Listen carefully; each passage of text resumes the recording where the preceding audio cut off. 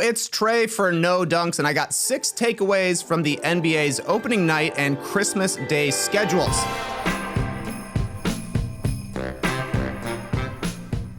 Shams tweeted out the details recently, so let's take a look at them. On opening night, going to be on NBC for the first time in forever. Things get kicked off with the Rockets playing in OKC. It is ring night for the Thunder, should be exciting. That's followed up by the Warriors playing in LA against the Lakers. That'll be LeBron and Steph meeting for the 56th time in their career. Wow. On Christmas, the games will still be on ESPN and ABC. Starts off with the Cavs visiting the Knicks in New York. They always get the first game. That's followed by the Spurs playing in OKC against the Thunder. The Rockets face off against the Lakers in LA.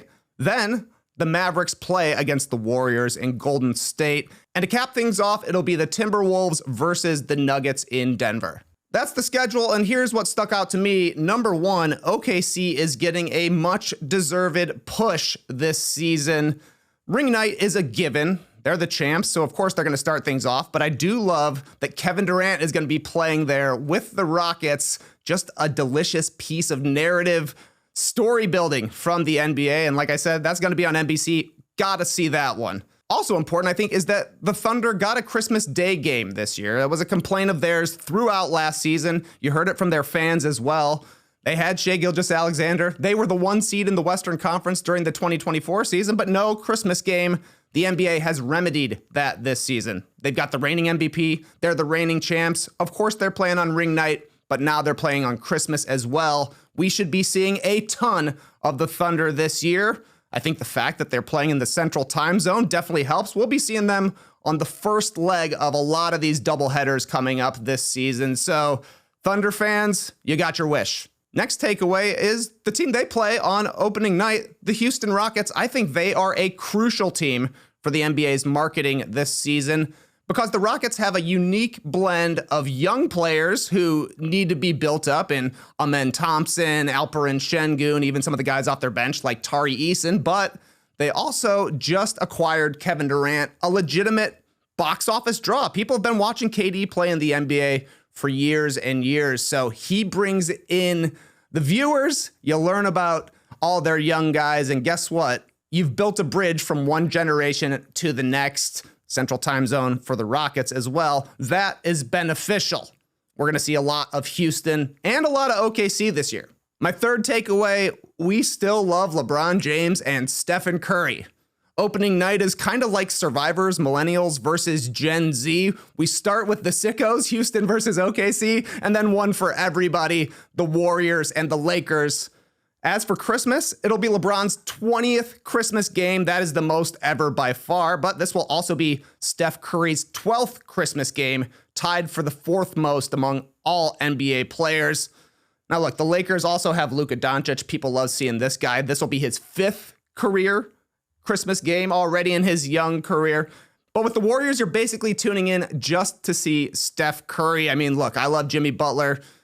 Draymond has a can't look away quality to him, I think you would say, but the eyeballs are certainly there for Steph. We are going to see these two guys, LeBron and Steph, every Christmas until they retire. And if you ask me, I'm actually okay seeing them every single opening night against each other until they retire as well. We just had the 1-year anniversary of Steph going nuts in the Olympics. Still an all-time great moment. Though LeBron and Steph are both on the tail ends of their careers, you got to tune in and see what they're going to be up to. So I like the older generation continuing to get some premier spots here from the NBA.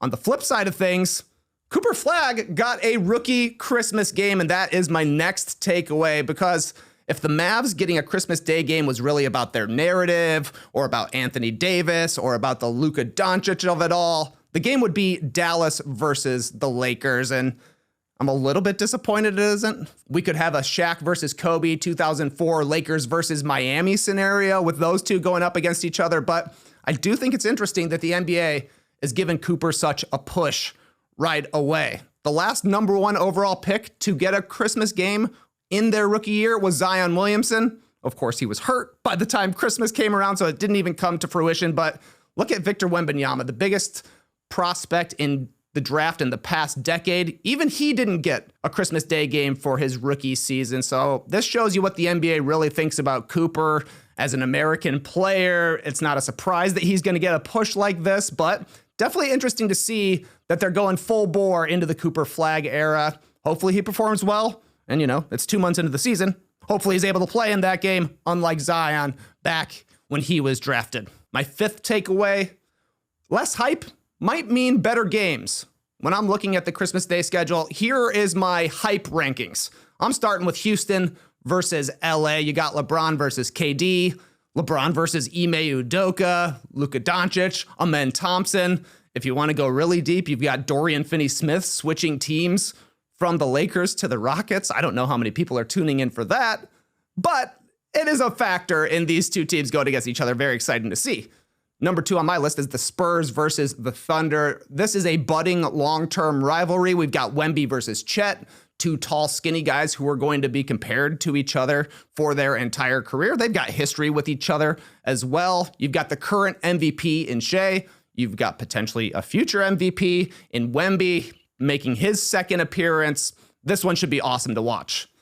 At 3 is Dallas and Golden State. Just talked about Cooper getting his first game, but Steph's there, obviously. Jimmy and Draymond as well. Anthony Davis, still an awesome player. And Klay Thompson returning to Golden State once again. Last year, they had the hats out. One of the great moments of the season. Should be a cool game to see on Christmas Day. The final 2 games are just straight up good basketball matchups.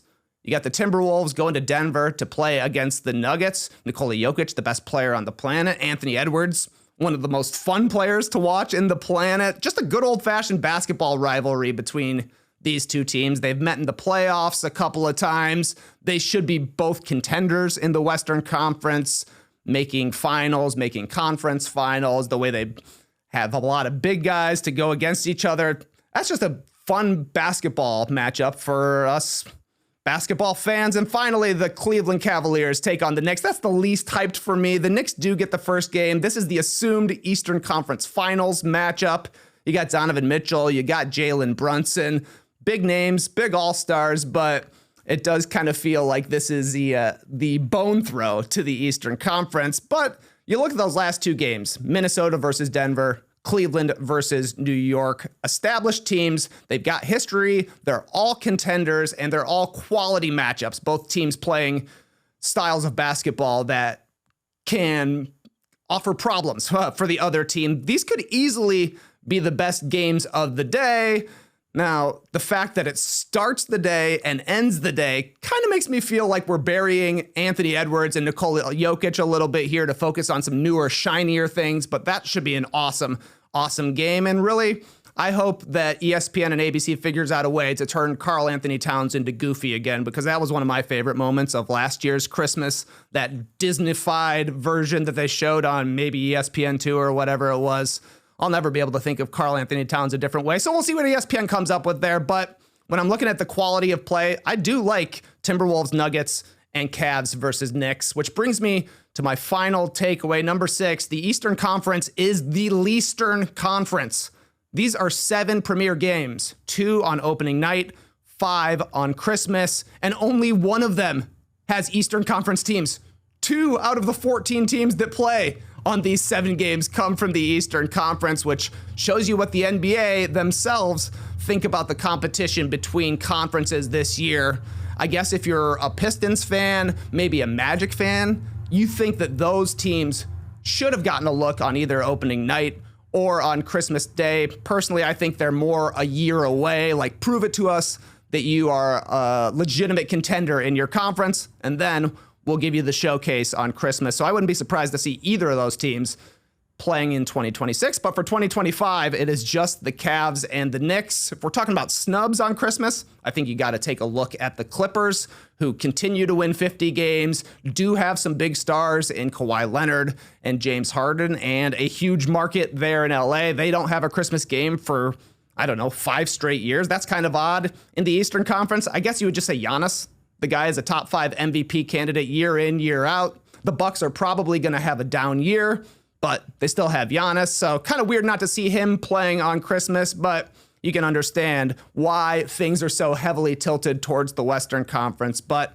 It's good to see the schedule starting to come out here. We're going to get some more leaks, some more official announcements from the league throughout the season. But until then, let us know what games you're most excited for, whether on opening night or on Christmas Day.